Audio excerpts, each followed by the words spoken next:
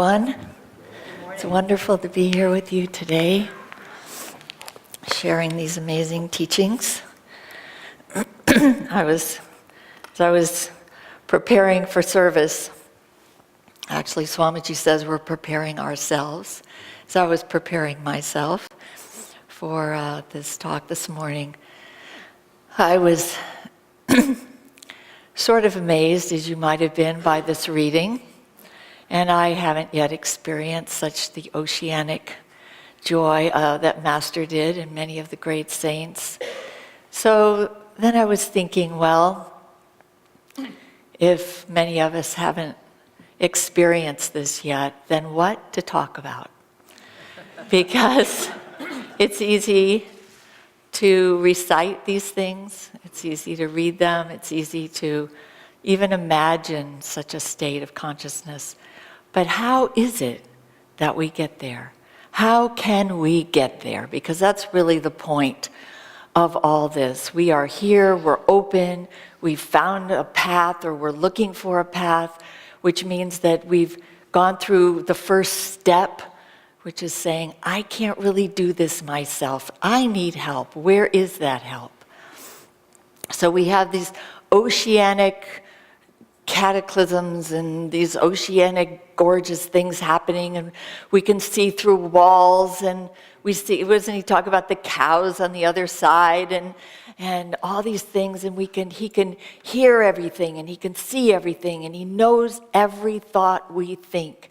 That's unbelievable to our consciousness. Our minds haven't expanded enough yet to really, really understand that. But how do we get there? Swami Kriyananda, when I say Swami, I'm going to forget to say Swami Kriyananda, but that's who I mean. And he talked often about how many lives it takes to find God. And first we go through 5 to 8 million lives as worms and gems, hopefully, gems and animals and all these wonderful creatures around us. And he talks about, which I thought was really fun, about how animals, because they use their instinct, they are totally controlled by their instinct. So they're way more practical than we are. So he talks about, a dog is going to run after a car, and a cat is going to run after a ball of yarn. And that is instinctual within them. And so they don't make so many mistakes. They just sort of go through the evolution. And then you become a human being, and oh, great, now I'm a human being. Now I'm going to find God right away. But he says, no, that you could do that, but then we get free will. And what happens with free will? We start making so many mistakes because we think we can do it all. And we in the beginning don't even know maybe that God is even there, that he's guiding our lives. And so we think we can just make everything happen. And so it can take another 5 to 8 million lives. That's pretty scary. But we can do something about it, can't we? We can find a guru.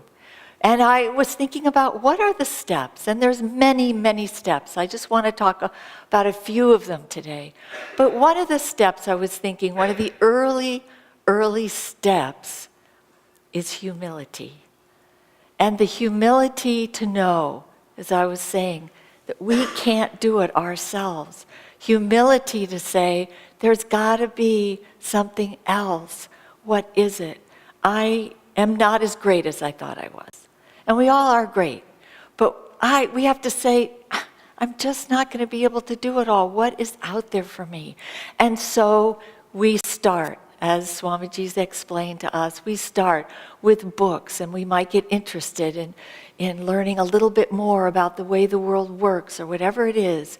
And so we may find through the teachings a teacher that inspires us. And so through this humility, we're able to say, okay, maybe he knows more than I do. What did Swamiji say? His life, the beginning of his life, he was trying to find something that meant something to him. He was trying to find that cosmic reality. He wanted to find God, but he wasn't sure even if that was the right way to put it, until he read the autobiography of a yogi. And he said, this is the first person I have ever read or met that makes sense to me. And he went to Los Angeles, found his guru, and his whole life, the next 60-odd years, were spent doing exactly that, trying to find the meaning of life. And he found it through his guru, which is now our guru. Swami has given us that chance to find what our soul has been wanting so badly. I've told some of you this, but my mother passed away not too long ago. Well, yeah, actually it was quite a while ago. And I feel her close, so I don't think it's very long ago. And my brothers were all there, and we were sort of waiting for her time to leave. And then 2 of them had to leave, but my oldest brother was still there, and he could stay, and I wanted to stay. But we had been with her all for a week, just staying up with her. And finally, we said, let's just go to bed. So we went back to the hotel, and he said, do you want me to call you when she goes? And I said, yes. And so I went to bed, and he called about 3 in the morning and said, she's passed. Do you want to go over? I said, yes. So we went over, and I went over to her body, and I was holding her hand and praying. And he was sitting across the room, and his eyes, I don't think were closed, because I don't think he understood that. I don't think he felt it in that way. So what would he be doing but watching me?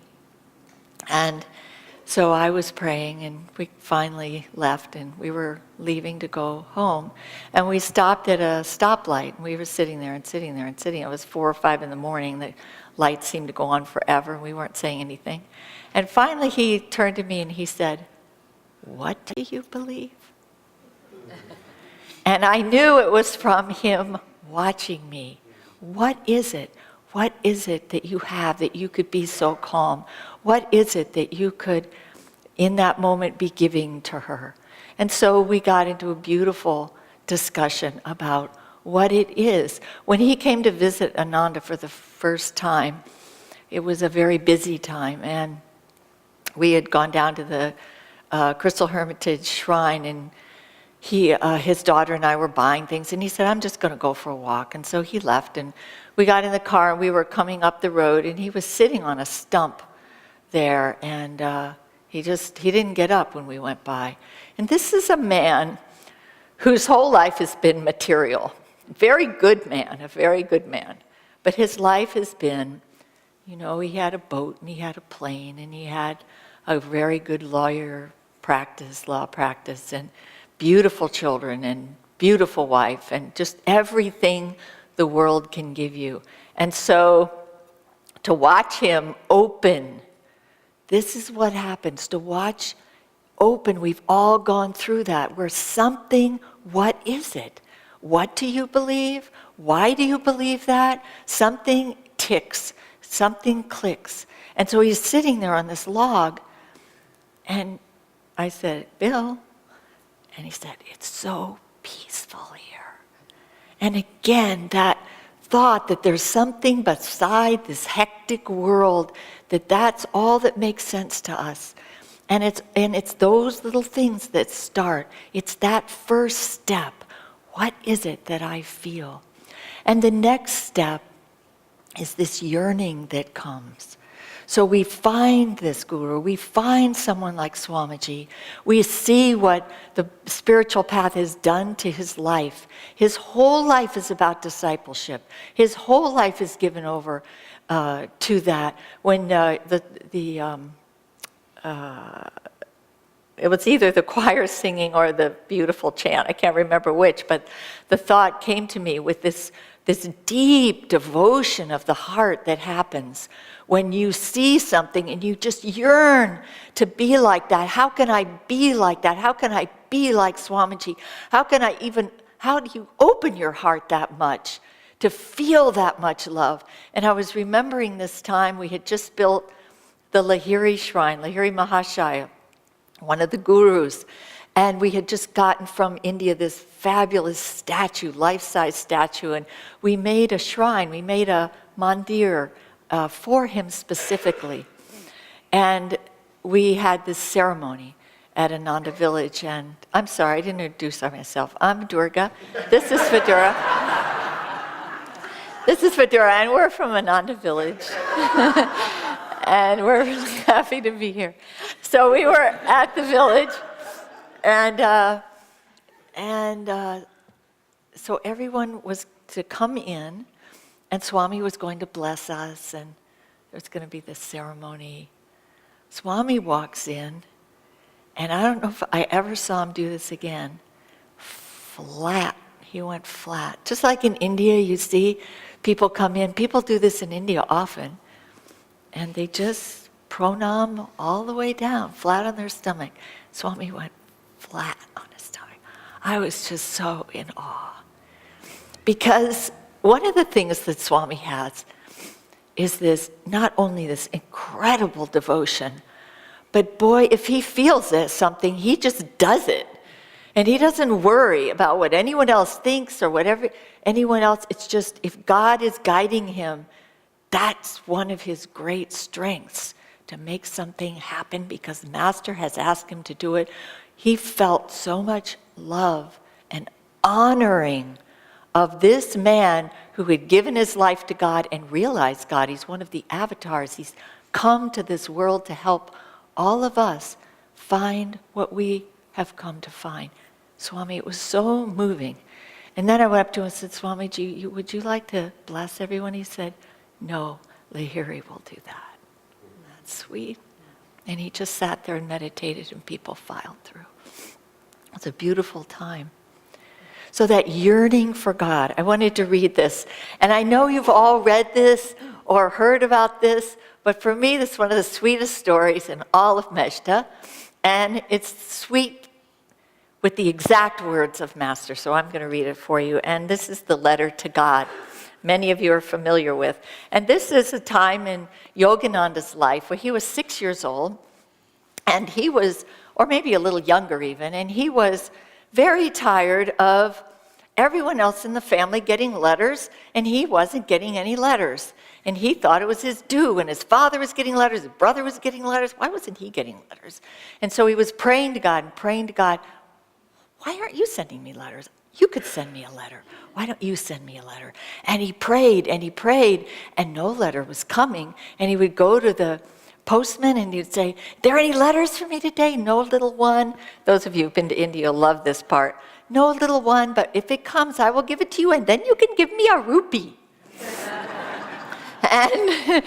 And so he waited, and no letters. And he asked his mother, and she said, don't worry. Your faith, just don't worry. And so he finally wrote God a letter because he wasn't getting through with prayers. And so he wrote God a letter.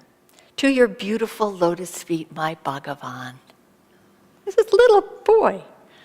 How are you? Are you ill?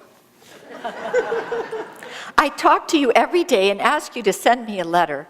Probably you have forgotten my request. I'm very hurt.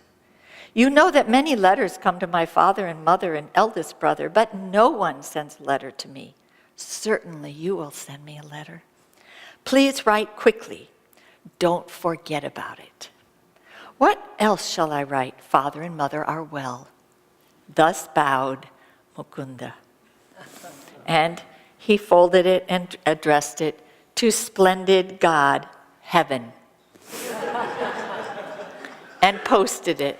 And of course the people in the post office got it and threw it away. They thought it was some crazy one, but he waited and he waited and he waited. And what happens? One day he's just sitting in his room and he's meditating, and the whole room lights up. And God answers his prayer. So touching. This is the yearning of the heart. This is what we all need to do. We have to get to a point where that prayer is so important to us that nothing will satisfy us until we get that answer. And we may not get it in a blazing light in the sun. We may not get it that way, but we will get it in our hearts, in the music, some way. It will come. It will come to you. But you know, it has to be enough. It has to be with the right attitude, with the right yearning, with the deepest yearning of our heart. There's the sweetest story that Swamiji tells of Radha and Krishna, and the gopis, who are the devotees of Krishna, were in the room, and Krishna was in another room, and they're chanting and they're calling on Krishna, and he just goes about his business, and he knows they're there, and it's very sweet. But then Radha, the most beloved disciple, comes into the room and she says, "Krishna?" And he runs to her because of that depth of devotion, that depth of love that God knows is there and God will answer. And then what do we need to do? We offer ourselves, but then the next part is surrendering. That is very hard. Because again, we can say, "I surrender to you." And I've said before, every year we would go to India, every pilgrimage we would lead to India, everyone would say, "Change me, tell me what I need to do next." And everybody would get answered, but they might lose their husband, they might lose a child, they might have to move, they might, good Lord only knows. And some of them weren't that dramatic, so please do go to India. But when the devotee is sincere, God will answer you. But he, as much as he loves us, he is there to bring us to God. And what does that sometimes mean? Very hard tests. Vidura and I had a very hard test we went through some years ago. And it was probably when we came back from India. Actually, it was when we came back from Italy. But anyway, our daughter decided she was going to leave. We didn't know why. She just decided to go. And we didn't see her for 12 years. And she took our grandchildren, and it was excruciatingly hard for us. We would wake up every morning. Why? Pain, the heart. It was just horrible. But then another thing Swami has said, we finally caught on a little bit, is that when the devotee is sincere, you have to look at every part of your life. And what was that he would take her away? What was that? There was something in us. What was that? And I believe it was attachment. I believe we were so attached to our daughter, our granddaughter, our grandson, for sure. We were with them all the time, and we were gone every weekend, and we were helping her and doing everything for them. Did we lose something? Did we lose that connection? God might have thought so, and he isn't going to stand for that. When you have given your life, you have to give it completely. That's the surrender. And then know. And then the sweetest thing is once she came back, there wasn't that attachment anymore. It was broken. The love is there, but that attachment is not there. That's what we have to honor. That's what we have to know. God is taking us to our next step, whatever it is. And when we want him so badly that nothing else matters, then we have to say, I'm ready for this too. Like Vidura was reading in contentment. We have to be content, because in that contentment, we're free. We don't care, because we are, it's not that we don't care, it's that it doesn't affect us personally. It's happening to us, but it's not affecting us personally. And in that freedom that comes from that, we will see God. We will see something higher. It's such a beautiful state. I've told you before, after the fire, when everything we had burned up, and we were driving around in our car, I felt so free, I could hardly stand it. I didn't have to worry about anything. There was nothing left to worry about. It was gone. Freedom. And God gives us those. They could be calamities, but they're free. Swami tells the story about when we lost the temple at the meditation retreat up at Ananda Village. And he felt so free meditating on God. He was saying, did I do something wrong?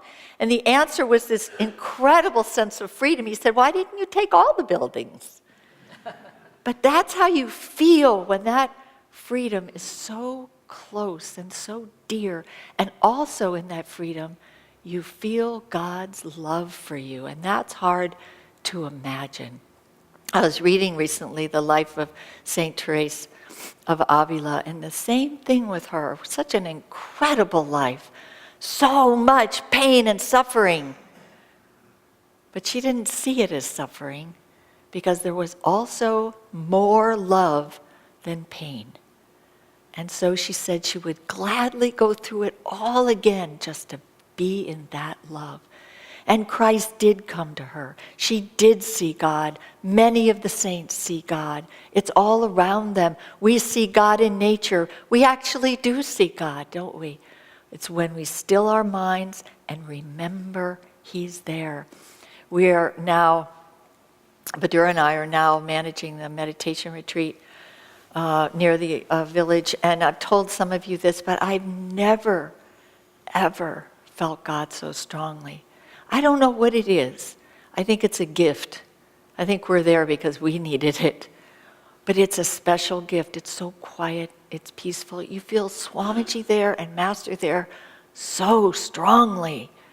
And it's that I remember that every moment, more than any other time in my life, I think of God. I think of Master. I think of Swami. I remember them. I ask them for their blessing. It's a beautiful, beautiful thing, and it can happen anywhere. For me, it just is there. It's finally there, more than it's ever been before. The man who wrote the biography of Saint Therese said, it was her destiny to become a saint. There was nothing that was going to happen, and she had lots of trials like we've had at Ananda. But it's her destiny to become a saint. There was nothing that was going to keep her from becoming a saint. But that is true of each one of us. Not just the saints that already exist. We're saints. We tend to look down on ourselves. We see the bad things. But look and don't think of those. Think of all the good you have. Swami, one of Swami's most beautiful things is he would look at every person in this room and he would see your beautiful parts, your beauty, your love, the way you give, the way you are, the way you create, whatever it is. He would see that. And in that, we all felt he was our best friend because he held that up for us always. It is our destiny. What did Master say to Norman? You have very, very, very good karma, even to want to know God. That's way back at the first step. And look how much farther we've gotten. Even that first step, even to want to know God, we are way past that 5 to 8 million lifetimes. We might be 777,000 to that 1 million, but we are so close. We must remember that.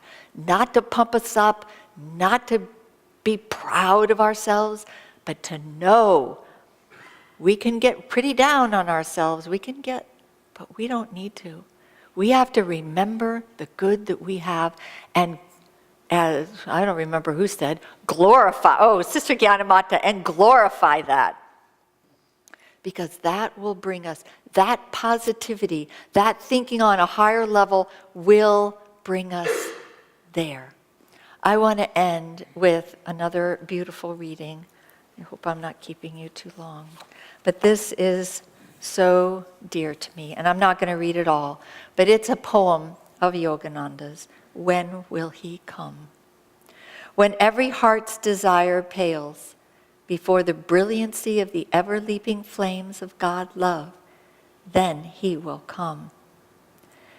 When, in expectation of his coming, you are ever ready to fearlessly, grieflessly, joyously burn the faggots of all desires in the fireplace of life, that you may protect him from your freezing inner indifference, then he will come. No matter how you feel, helpless, forsaken, tortured by temptation, karma, or tests, if you ever keep hoping he will come, he will come. When your mind says piercingly, you can't have him, you don't deserve him, still, if your soul, disregarding all this, shall ever keep chanting within, he will come, he will come. Even if you are the sinner of sinners, still if you never stop calling him deeply, in the temple of unceasing love, he will come. Bless you.